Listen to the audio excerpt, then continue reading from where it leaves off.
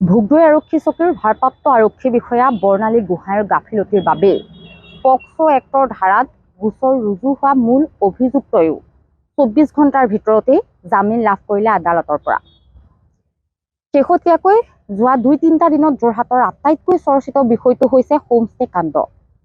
Silver cloud homestay আৰু hotel Megha ৰিজৰ্টৰ কোঠাত কি চলে নিশা হলেই সেই ভয়ংকৰ তথ্য এটা শেহতীয়াকৈ যোৰহাটত পোহৰলৈ আহিছিল।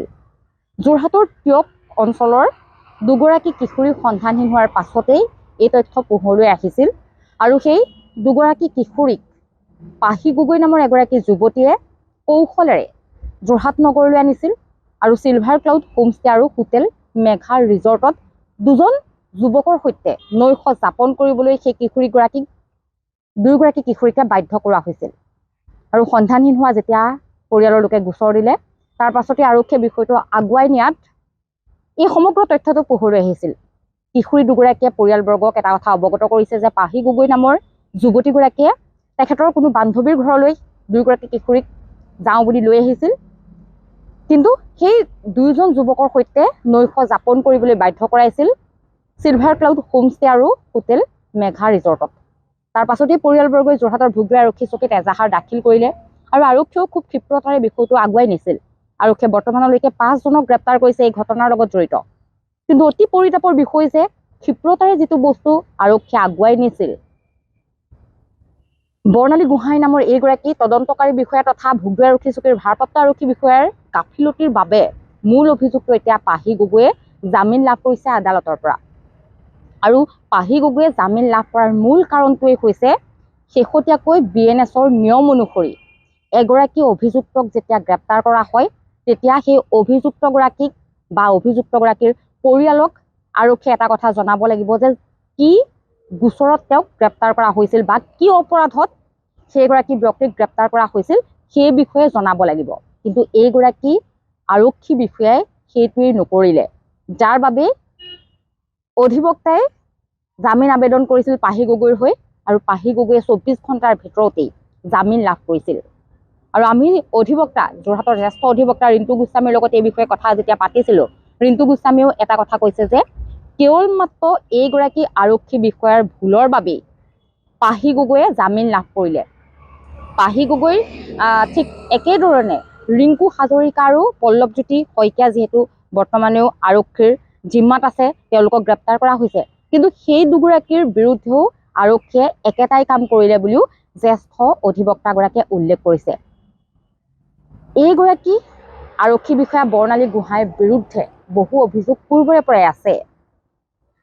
আমি প্ৰথমে ND24 দৰ্শকসকলক কেইটামান ঘটনা কৈছোঁ। ৬ জুলাইত যোৰহাটৰ ভোগদৈ নদীৰ দাঁতিত উদ্ধাৰ হ'ল অনিমেষ বৰাৰ মৃতদেহ। হত্যা কৰা হ'ল, হানি খুচি হত্যা কৰা হ'ল অনিমেষ বৰাক, কিন্তু বৰ্তমানেও মুকলি আকাশৰ তলত হত্যাকাৰী।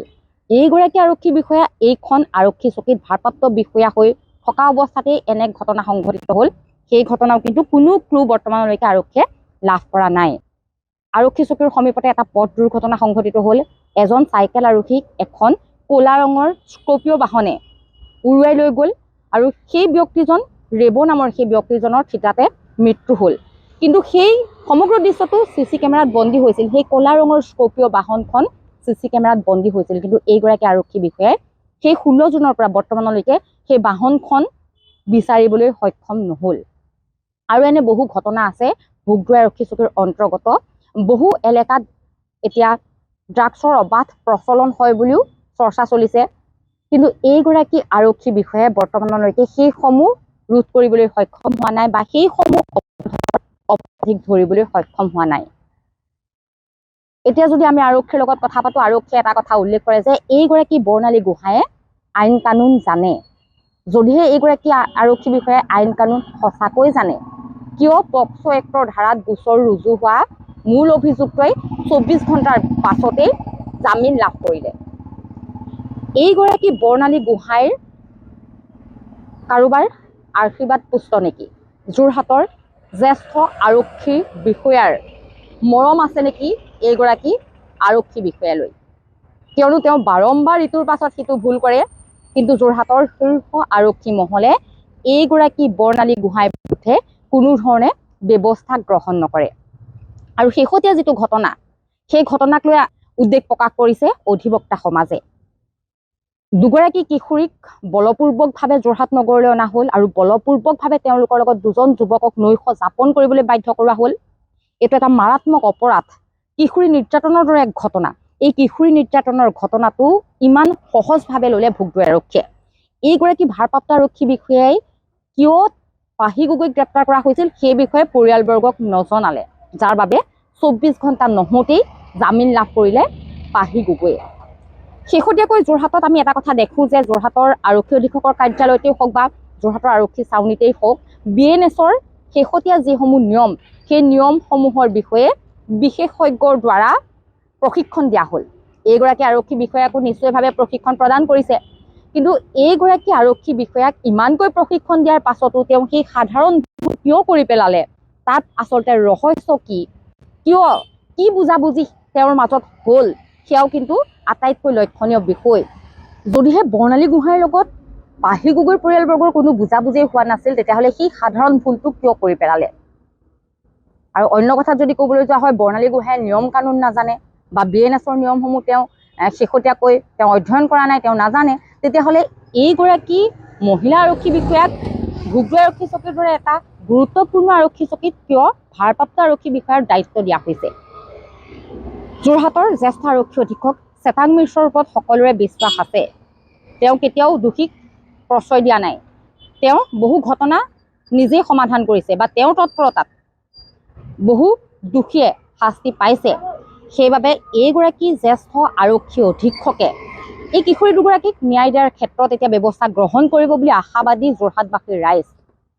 আৰু যোৰহাট আৰক্ষীৰ নাক কটা তদন্তকাৰী বিষয়া বৰ্ণালী গোহাঁইৰ বিৰুদ্ধেও জ্যেষ্ঠ আৰক্ষী অধীক্ষক চেতাং মিশ্ৰ ডাঙৰীয়াই ব্যৱস্থা গ্ৰহণ কৰিব বুলি আশাবাদী এতিয়া যোৰহাটবাসী।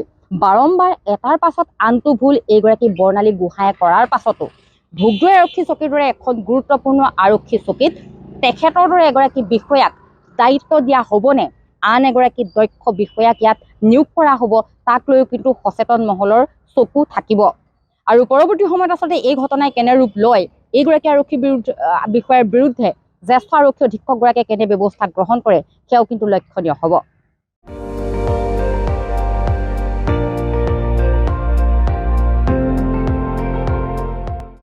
আপুনি চাই আছে ND24, সৰ্বশ্ৰেষ্ঠ নহয় সৰ্বোত্তমৰ দৌৰ।